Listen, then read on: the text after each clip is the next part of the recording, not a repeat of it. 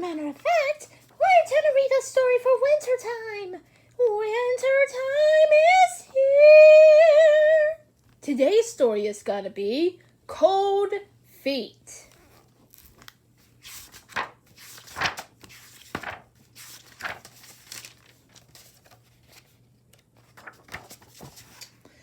Willie McPhee was the finest bagpipe player in all of Scotland, but times were hard, and much as folks loved to hear Willie's piping, they had no money to pay for the pleasure. Willie had no choice but to leave his home and travel in search of the place where people had a wee bit extra to spend on merriment. After months on the road, Willie wasn't faring too well. His clothes weren't much better than rags, and his boots were more holes than leather. His bare toes stuck out of front, and his bare heels poked out of backs as he went flip, flap, flip, flap, flip, flap down the road. This wasn't so bad in the summer. It was a bit irksome in autumn. Come winter, it was downright dreadful.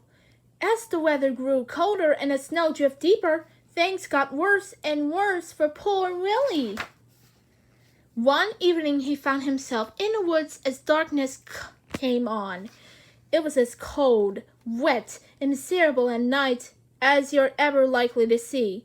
Willie trudged through the snow with his pipes on his back and nothing in his belly. His toes were so numb he had to look from time to time to make sure they were still there, and so cold he almost wished they weren't. All at once he tripped and landed flat on his face by a falling tree. His gaze traveled from one end of the tree to the other, where the trunk forked into two stout branches. Peering closer, he saw that at the end of the trunk was a tall black hat. At the end of the two branches were two black boots. The hat was on the head, the boots were on 2 feet, and the fallen tree wasn't a tree at all, but a man, a dead man, lying stone cold frozen in the snow. Oh, Willie jumped up fast, as you might imagine. When he had recovered from his fright, he felt sorry for the unlucky fellow. Indeed he did, but a poor man is a practical man. If you ever had cold feet, nothing in your pockets and less in your stomach, you understand what Willie began thinking, and he's looked at those 2 stout legs with their 2 black boots. Ooch! They were fine-looking boots, they were. Willie looked down at his own poor frozen toes, and he looked again at the boots, and he looked again at his toes, and he thought, "Dead's dead, but I'm alive, and I could use some boots." He held up his own foot beside the dead man's foot. His ruined shoes and the sturdy, shiny boots appeared to be the exact same size. Well, that settled the matter, didn't it? Willie bent down to pull up the first of those boots. Try as he might, he couldn't get it off the man's poor frozen foot. He tried the other, but it wouldn't budge for anything in the world. Well, it appeared he wasn't to have new boots after all. With a sigh, Willie let the foot fall to the ground. A sharp crack echoed through the silent forest. Willie looked down and looked again. To his surprise, that frozen leg had snapped in two, just like an icicle, right above the boot. Willie thought for a moment. Then, with a shrug, he lifted the other leg in and let it fall. Crack! Off snapped the other boot. Willie gazed about the dark, snowy woods. What sense was there, he asked himself, in leaving behind such splendid boots? A poor man must be practical, after all. So Willie picked up the boots, tied them together by the laces, and went on his way. Soon he came to the farmhouse. Through the window he saw a fire burning merrily on a hearth and a table set with the meat and bread and drink. When the farmer asked his knock, Willie said, "I'm Willie McPhee. Some call me the finest piper in all of Scotland. I'd be happy to play for you and a missus in return for a bite of supper and a place to bide the night." The farmer slammed the door in Willie's face. Willie knocked again and called, "I know times are hard, man, but I was hoping to find a bit of hospitality on this cold, wet night." "You want hospitality?" the farmer shouted through the door. "Go sleep in a barn with Blossom the cow." Willie took himself to the barn where Blossom lay in a straw, steam rising from her large warm body. She blinked her soft brown eyes at him and chewed their cud contentedly the way cows do.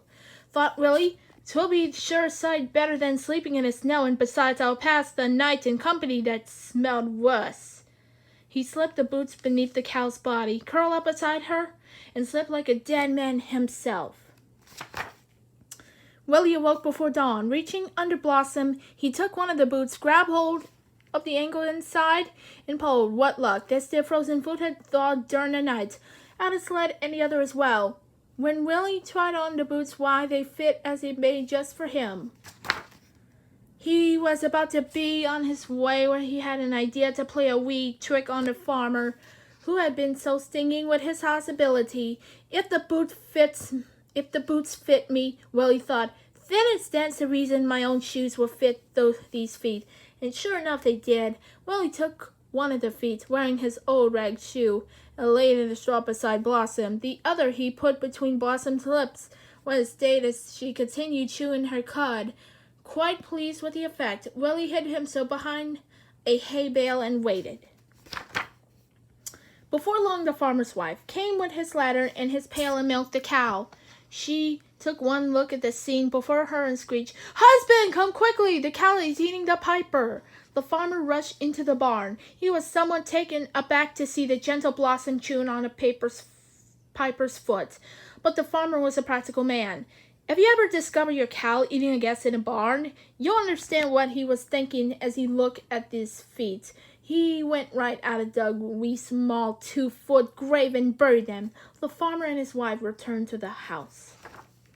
Willie, well satisfied with the little joke, prepared to be on his way, but first he decided to play a tune for his host and hostess. After all, he spent in pleasure enough nights and have a good laugh as well. Willie stood atop that wee small grave in the grave half-light of dawn and began to warm up his bagpipes.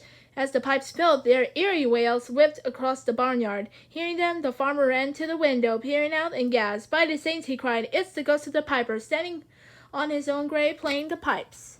The farmer and his wife ran away from the place both far and fast and were never seen nor heard from again.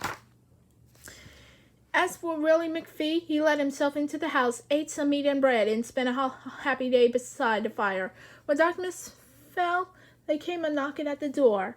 "Welcome, stranger," Willie said to a man who was wearing a tall black hat. "Come in, have some food and drink. Sit with me by the fire and warm your poor cold." He paused. "Feet," said the man. "As a matter of fact, that's why I'm come." The end.